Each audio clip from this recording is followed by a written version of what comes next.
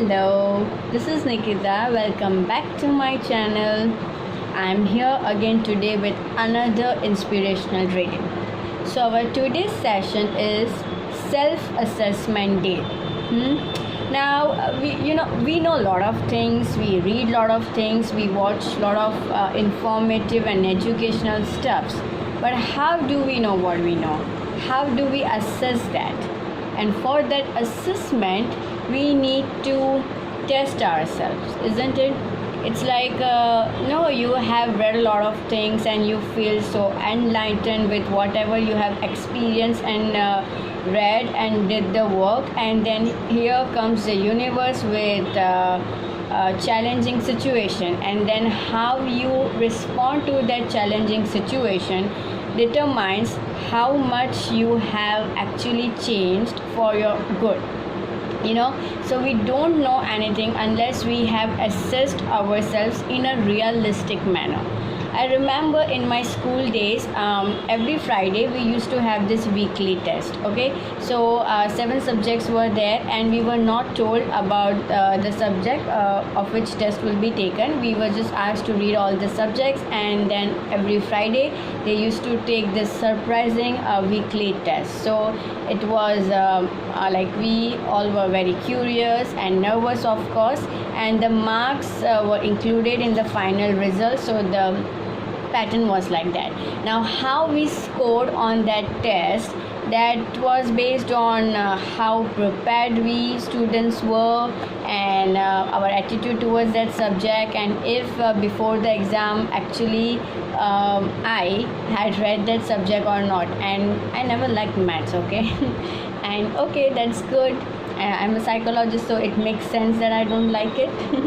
But so that was the pattern, and then the marks determined that okay, I have read well, I'm doing on this subject well, and this is where I need to work on. So that assessment actually assessed my performance, my capability in that time. Okay, now assessment doesn't mean that I am being judged, okay, or it doesn't mean that if I'm not doing well then I am a failure or something like that. No, that's a very harsh thing to say.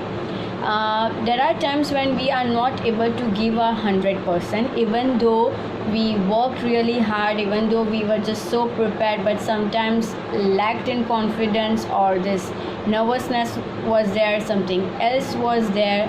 A lot of reasons could be there, but that doesn't mean that we can't improve on that. So assessment determines the performance in the sense that how far we have reached and where we still need to work on. Like I have said before, that accept yourself and accept everything about yourself just as you are, always leaving the room for improvement, because from time to time we'll be meeting different people. People could be good, some people could be challenging, different situations. There will be challenges in our career, as in we have to present ourselves, we have to do this assignment, this project, this presentation. It could be anything. So time to time we'll be challenged with different things, and that determines our success, because how we respond to that situation determines who we are. Remember the second session, know thyself. You are not what has happened to you, you are how you respond to that. And assessment is a good thing. It's to actually assess your performance, as in where you have reached and what more you need to learn and improve. So welcome again to the self-assessment day. Discovering the self fascinates me a lot, and here I am on doing this work that I have named it as Awakening Souls. And you can't feel more awakened unless you have actually understood yourself deeply, right? So discovering the self, you note down these points. I forgot to say that in my sessions, please sit with paper and pen, as you have to record whatever I'm saying. And this is our reading session, so you have to record. Okay, so discovering the self, you can consider these points. First is inquiry. Second, self-assessment. Third, challenge the existing beliefs or thought patterns. Third, investigate the assumptions. Fourth, behaviors or impulsive behaviors. And fifth is confrontations. So these are the points. Anything that happens, then we have to do the inquiry, as in what has just happened, what is my role, what was other person's role. Instead of leaving the scene and in fact reliving that scene, that situation 1,000 times in a day in your head, how about just putting down on the paper, solve it, and then just get rid of it like forever? How about doing that? You will free yourself from lot of negativity and things, okay, related to it. So first thing is inquiry. Second thing is challenging the existing belief or thought patterns. Now remember this thing, that our thoughts has an important role to play in whatever we are experiencing. Okay, we do feel that it just not depends on the situation, that just because the situation was good so I felt happy. That's a good measurement to assess the other part of it.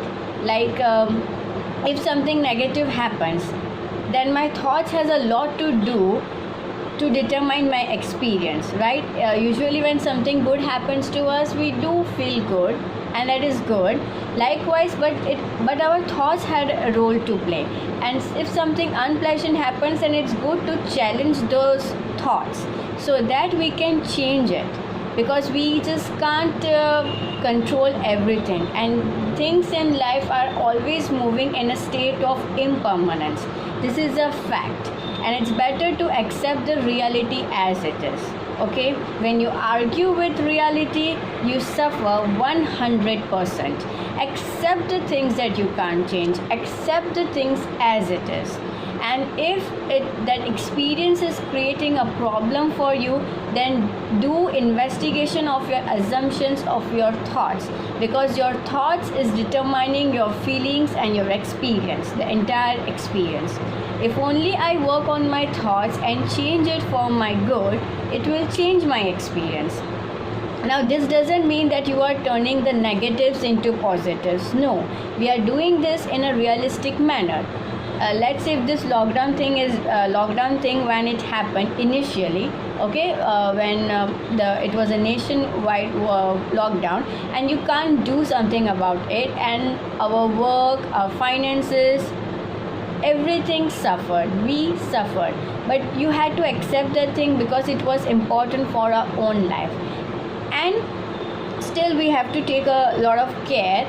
But if you just put that situation and see your thoughts and bring those challenge those thoughts, question that beliefs, question the thoughts, and change it in a realistic manner, that it will just change your experience. Okay, so challenging the existing thought patterns, investigating the assumptions. Remember in the first reading session I said that challenge the thing using the whys. When you focus on the whys, you come up with the real explanation, and then you replace it with whatever you want, the positives. Then look up to your behaviors. How are you behaving? That is also very important. There are certain triggers. If someone, some people are just there to teach us the lesson, and those are the peoples we hate the most, because they just trigger in something which we want to avoid, right? So they are this they just presses this button that we want to escape at any cost, and then we behave in a manner which we really not are, like in a aggressive, in a rude and unkind manner. And then we tend to blame those people, the situation, that because they commented like this, because they did something, and so I am back to square one. Although I'm doing a lot of work on me, I'm meditating, I'm having a lot of this patience, I've come up with new tools, but I don't know, some situations just makes me wild. So those are the situations that you need to do the inquiry work and challenge it by questioning it. Investigate the thought patterns and your assumptions. And the last point was confrontation. So then you deal with the situation, coming up with new thoughts and new tools. Okay, remember, you are not what has happened to you, you are how you respond to it. Okay, let's start with our inspirational reading for this self-assessment day. Write it down word by word. Okay, listen carefully. Suffering is optional. I repeat, suffering is optional. Whenever we experience a stressful feeling, we can be certain that a specific thought is causing our reaction. The way to end stress is investigate thinking. Again, the way to end stress is investigate thinking that lies behind the feeling. Okay, so the feeling, the thoughts. Believe thoughts instead of what is true. So we just believe whatever the thoughts we there. Instead of investigating it, we experience all kinds of emotional suffering. You experience all kinds of emotional suffering because you are just so attached with that thought, that same unhelpful thought. Remember, suffering is not an inevitable part of life. Pain is going to be there. Okay, and remember that we have finite number of breaths. We live in a universe in which everything is changing and moving constantly. We are in a state of impermanence. Okay, so pain is going to be there, but suffering is optional. Suffering is choice. Suffering is not an inevitable part of life. So anything that is there, know how to deal with it. So how do I know I am suffering? It's so easy to blame myself or others, everyone. But just by questioning my thoughts and my role in that situation or with that person, I just free myself from all the drama. Isn't this good? How about just freeing yourself from all the mind created drama? Free yourself from that monkey chattering that is there in your head. Just free yourself from everything by investigating it in a realistic manner. That's how you free yourself from suffering. Okay, now the homework that you have to do is monitor the situation and thoughts and just dump it on the paper and be non-judgmental. So write down your homework. On a blank page you have to write, the first column is situation. So briefly write down the situation. Next, your thoughts about it. Whatever thoughts you had, just write it down. And then your behavior, whatever you said and did in that situation. Okay, so situation, thoughts and behaviors. Now we are going to do the investigation work. Ask yourself why is this thing. You may come up with lot of other triggers, like the triggers could be different, but your reaction to the thing could be same. Okay, it could be same unless you have changed it. The people and situation could be different, but your response could be same. So that's what you have to work on. Situation, thoughts, why that you have written, the behaviors, and the last column is commitment statements. So here you will be taking the new action. So now I commit to whatever things you want to change, you put it in this commitment statement and then you follow it. You just take it as an affirmation, like affirmation for the day, commitment for the day, and then you follow it throughout the day. This will help you. Let me know in the comment section. Practice this thing. Do this exercise. Come up with any situation that is bothering you. It could be anything. Start with something small if you find it difficult. Note down all your thoughts and your behaviors and then investigate it with why. Okay? And come up with commitment statements, the new action plan. This is the new action plan and write down it. Write it point wise and then follow that commitment statement for a week related to one situation, and this is how you do your assessment. This is how you change the thing which you really want to change about yourself, and it will help you to do and to make it will help you to build a relationship with yourself, the kind that you want with yourself as well as for others. And this will also help you to solve that is bothering you or disturbing you. See, thoughts, we know that we have 60 to 70,000 thoughts a day in our head, and most of them are unconscious. But and like I said that whatever you feed into your consciousness is what you are doing with yourself right now, right in this moment, and that is what you are inviting into your life. So how about choosing the right thing for yourself, the right food for your mind? And this work will help you. Please do the work. It hardly takes 10 to 15 minutes. Reflect on whatever you are going through, note it down in the way I have said, come up with new action plan, investigate it. When you investigate your thoughts, it dissolves permanently. Just imagine if you are free from something that has been bothering you for so long, and by doing the exercise you just solve it permanently. How freeing is that? So please do try this exercise. And more what the role thoughts play, I'll have a proper session on that.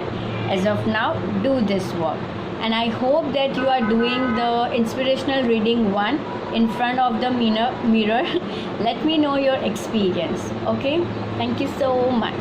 See you soon.